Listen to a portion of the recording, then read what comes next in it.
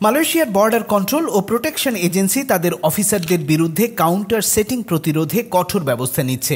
দেশটিতে বিদেশি নাগরিকদের অবৈধভাবে প্রবেশ বন্ধ করতে এই ব্যবস্থা নেওয়া হচ্ছে।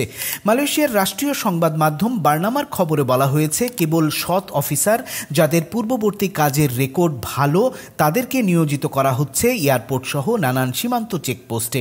এমন এক সময় এই কঠোর ব্যবস্থা নিতে যাচ্ছে মালয়েশিয়া সরকারকে, যখন কুয়ালালামপুর এয়ারপোর্টে এক অফিসারকে তারা ধরেছে, যার কাছ থেকে নগদ ৮,৩০০ রিঙ্গিত পাসপোর্ট নম্বর পাওয়া গেছে।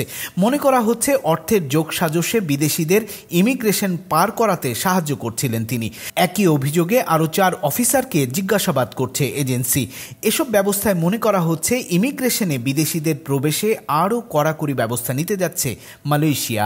এমন এক সময় এই পদক্ষেপ নেওয়া হচ্ছে যখন গত ২৪শে জুলাই কুয়ালালামপুর বিমানবন্দর থেকেই ১২৩ বাংলাদেশিকে ফেরত পাঠিয়েছে মালয়েশিয়া।